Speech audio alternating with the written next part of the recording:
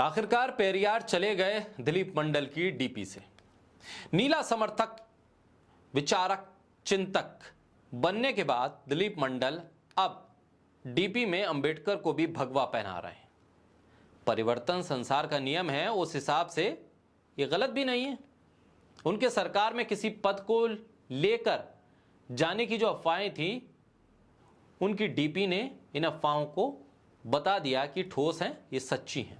ये खबरें सही हैं कि दिलीप मंडल का दिल बदल गया है, नीले से भगवा हो गया है। पेरियार की जगह उन्होंने अपनी डीपी में अब छोड़ी नहीं है, उन्हें हटा दिया है, यानी कि अब भगवाकरण हो गया है दिलीप मंडल का। हालांकि काफी निकट थे पहले से ही, लेकिन अपने आसपास आडंबर का वो एक कवच लेकर चलते थे, जिसके चलते वो रंग दिखाई नहीं देता था। अब परिवर्तन के लिहाज से उन्होंने डीपी भी बदल दी और डीपी का रंग भी बदल दिया।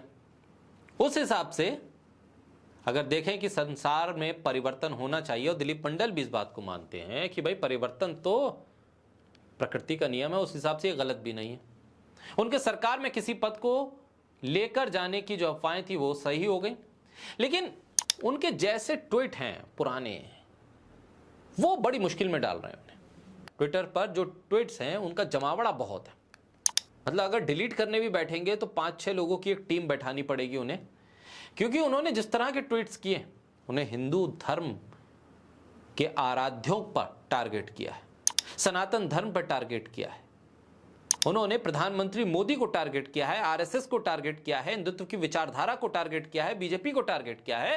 न सिर्फ टारगेट किया है बल्कि कई बार तो अपशब्दों तक का इस्तेमाल कर दिया है, ब्राह्मणों को टारगेट किया है। उन्होंने पिछले कुछ महीनों में डिस्क्रेडिट कर दिया था कुछ चीजों को, और इस सरकार में भी उन ट्वीट्स से उन्हें और सरकार दोनों को दिक्कत होगी, और वो दिक्कत मंडल के सरकारी कुर्सी पर बैठने में आड़े आ सकती है, क्योंकि जैसे ही ये खबर आई कि मंडल का दिल अब नीले से भगवा हो गया है, तब से बीजेपी के समर्थक, बीजेपी के विचारक, बीजेपी के आइडियोलॉग खुलकर बीजेपी की आलोचना कर रहे हैं और कह रहे हैं कि मंडल सलाहकार बनेंगे तो बीजेपी के वैचारिक समर्थक दरी उठाएंगे क्या।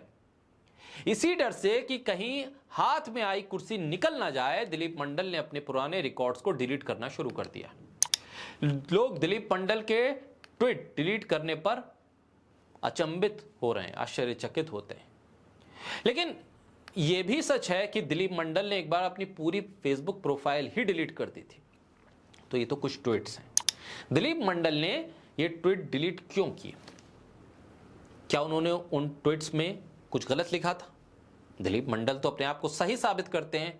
अगर सही थे, गलत कुछ नहीं था, तो डिलीट क्यों किए? सिर्फ सरकारी नौकरी लग जाए, सरकार की नौकरी मिल जाए, सरकारी तनख्वाह मिल जाए, इसलिए मंडल ने तमाम ट्वीट्स डिलीट कर दिए। यानी मंडल कोई वैचारिक व्यक्ति नहीं है, बल्कि कुर्सी समर्थित व्यक्ति है, कुर्सी के लिए सब कुछ करने वाला व्यक्ति है। उसके विचार भी कुर्सी के आसपास ही घूमते। बस 3 साल पहले ही दिलीप मंडल ने कहा था कि मोदी SC/ST का आरक्षण खा जाएगा। पेगासस के मुद्दे पर मोदी सरकार को नीच तक कहने से मंडल ने गुरेज नहीं किया था। आज दिलीप मंडल उसी मोदी सरकार में सलाहकार बनने जा रहे हैं, उसी मोदी सरकार में सरकारी नौकरी करने जा रहे हैं, सरकारी तनख्वाह पे जा रहे हैं। और यही मंडल के लिए सबसे बड़ी मुश्किल है कि उनके पुराने ट्वीट्स बीजेपी के जख्मों को कुरेद देते हैं और बीजेपी की टीस को बढ़ा देते हैं। इसीलिए बीते दिनों में मंडल ने अब तक जो कुछ जानकारी है मोटा मोटी, उसके हिसाब से 350 से ज्यादा ट्वीट्स डिलीट किए। डिलीट करने का यह सिलसिला 14 तारीख से शुरू हुआ, और जिस दिन उन्हें भाजपा के एक मंत्री के यहां एक नौकरी मिलने की खबर आई, उस दिन से वो लगातार अपने ट्वीट डिलीट कर रहे हैं। उसी में लगे हुए हैं, कमरा बंद करके उसमें बैठ गए हैं और ट्वीट डिलीट कर रहे हैं। हद तो यह है कि जिस ट्वीट में मंडल ने लिखा था कि वो ट्वीट डिलीट नहीं होगा, उन्होंने लिखा था कि मैं बात पर हमेशा स्थिर रहता हूं, अपने ट्वीट को डिलीट नहीं करूंगा। ट्वीट मंडल ने अब अपनी उस कुर्सी को देखते हुए उस ट्वीट को भी डिलीट कर दिया। एक पुराने ट्वीट में उन्होंने नरेंद्र मोदी को नीचे गिरने और नीचता दिखाने में अव्वल कहा था। बाद में इसे कोट करते हुए लिखा था कि उनकी पहले की आलोचना सही थी और वो अपनी बात पर हमेशा स्थिर रहें, इसलिए वो ट्वीट डिलीट नहीं होगा। बाद में ट्वीट डिलीट कर दिया गया।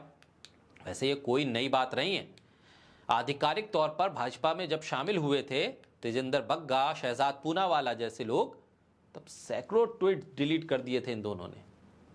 शहजाद पूनावाला के तो वो वीडियो अब भी सर्कुलेशन में, जब भी वो कहीं डिबेट पे जाते हैं तो उनके विपक्ष में बैठे जो वक्ता होते हैं वो दिखा देते हैं कि शहजाद पूनावाला ये वही हैं जो बीजेपी नरेंद्र मोदी के लिए क्या कहते थे और आज क्या कह रहे हैं। अब तो ये तो दिलीप मंडल हैं, ये बार बार कभी उत्तर से लेकर दक्षिण तक कहीं नौकरी मिल जाए, कहीं हम लग जाएं, इस जुगाड़ में रहते थे। आखिरकार दिल्ली में सरकारी नौकरी मिल गई, बहुत बहुत मुबारकबाद।